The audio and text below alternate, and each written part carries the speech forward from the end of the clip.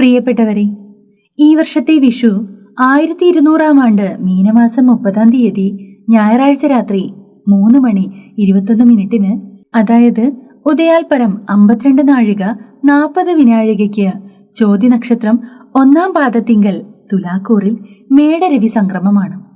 ഈ വർഷത്തെ വിഷുഫലം നിങ്ങൾക്ക് എപ്രകാരമായിരിക്കുമെന്ന് പാരമ്പര്യ ജ്യോതിഷ ഗണിത രീതിയിൽ ഗ്രഹനിലയെ അടിസ്ഥാനപ്പെടുത്തി ഏറ്റവും നൂതനമായ രീതിയിൽ വ്യത്യസ്ത മേഖലകളിലുള്ള വ്യക്തികളുടെ ആയിരക്കണക്കിന് ഗ്രഹനിലകളെ മുൻനിർത്തി ഏറ്റവും കൃത്യമായ രീതിയിൽ അവതരിപ്പിക്കുവാനാണ് ഇവിടെ ശ്രമിക്കുന്നത്.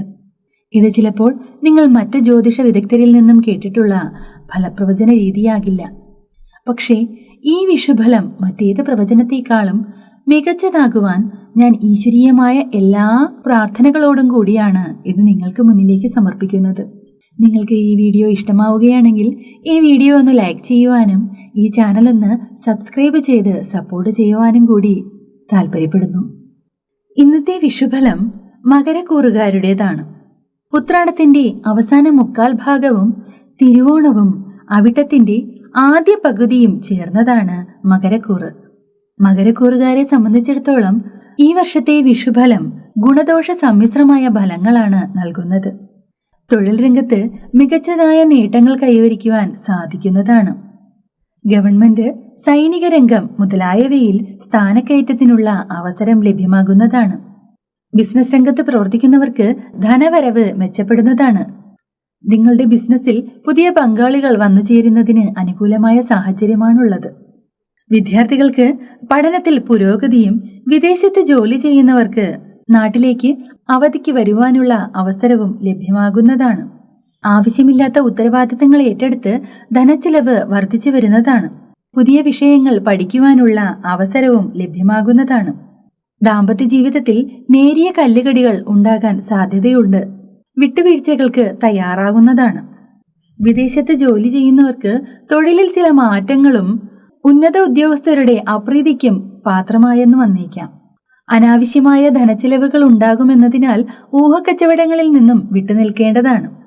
ഒരിക്കലും തിരിച്ചു കിട്ടില്ല എന്ന് കരുതിയ ധനം കയ്യിൽ വന്നു ചേരുന്നതിന് അവസരമുണ്ടാകുന്നതാണ്. ബന്ധുക്കളുമായോ സുഹൃത്തുക്കളുമായോ ചില വാക്കുതർക്കങ്ങൾക്ക് ഇടയായെന്ന് വന്നേക്കാം. കോപം നിയന്ത്രിക്കേണ്ടതാണ്. മത്സര പരീക്ഷകൾക്ക് തയ്യാറെടുക്കുന്നവർക്ക് ഈ വർഷം അനുകൂലമായ സാഹചര്യമാണുള്ളത്. സ്ത്രീകൾക്ക് കർമ്മരംഗത്ത് ഗുണകരമായ നേട്ടങ്ങൾ കൈവരിക്കുവാൻ സാധിക്കുന്നതാണ്. പ്രൊഫഷണൽ രംഗത്ത് പ്രവർത്തിക്കുന്നവർക്ക് വിജയം കൈവരിക്കാൻ സാധിക്കുന്നതാണ്. മുടങ്ങിക്കിടന്ന ഗൃഹനിർമ്മാണം പുനരാരംഭിക്കുന്നതിനും പുതിയ സംരംഭങ്ങൾ തുടങ്ങുന്നതിനും ഈ വർഷം അനുകൂലമാണ്. വിദ്യാർത്ഥികൾക്ക് പഠന പുരോഗതി ഉണ്ടായി വരുന്നതാണ്. തുടർ വിദ്യാഭ്യാസത്തിനായി സാമ്പത്തിക സഹായം ലഭിക്കുന്നതാണ്. ആരോഗ്യകാര്യത്തിൽ അല്പം കൂടി ശ്രദ്ധ പുലർത്തേണ്ടതാണ്. കർമ്മരംഗത്ത് ധനസ്ഥിതിയിൽ കാര്യമായ മാറ്റങ്ങൾ ഉണ്ടായി വരുന്നതാണ്. കല്യാണകാര്യത്തിലുള്ള അനിശ്ചിതത്വം മാറ്റിയെടുക്കുവാൻ സാധിക്കുന്നതാണ്.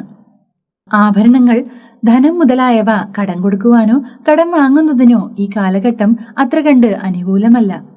ഇത് പിന്നീട് പ്രതിസന്ധികൾക്ക് ഇടയാക്കുന്നതാണ്.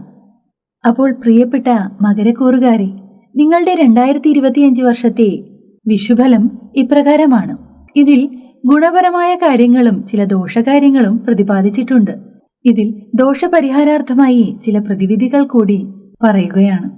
ദുർഗാദേവി ക്ഷേത്രത്തിൽ ചുവന്ന പട്ട് സമർപ്പിക്കുന്നതും, വിഷ്ണു ക്ഷേത്രത്തിൽ പാൽപായസം നിവേദിക്കുന്നതും, ഭദ്രകാളി ക്ഷേത്രത്തിൽ കുങ്കുമാർച്ചന കഴിപ്പിക്കുന്നതും, തെച്ചിപ്പൂവ് കൊണ്ടുള്ള ഹാരം സമർപ്പിക്കുന്നതും, നവഗ്രഹ ക്ഷേത്രത്തിൽ പൂജാദ്രവ്യങ്ങൾ സമർപ്പിക്കുന്നതും, നവഗ്രഹ പൂജ കഴിപ്പിക്കുന്നതും, മഹാദേവന് ജലധാരയും കൂവളമാലയും സമർപ്പിക്കുന്നതും, ശാസ്താക്ഷേത്രത്തിൽ നീരാഞ്ജനം കഴിപ്പിക്കുന്നതും, ഹനുമാൻ സ്വാമിക്ക് വടമാല നിവേദിക്കുന്നതും, ഗൃഹത്തിൽ ശിവമാഹാത്മ്യം, വിഷ്ണു സ്തോത്രങ്ങൾ, ദേവീ സ്തോത്രങ്ങൾ മുതലായവ പാരായണം ചെയ്യുന്നതും ഗുണകരമാകുന്നു.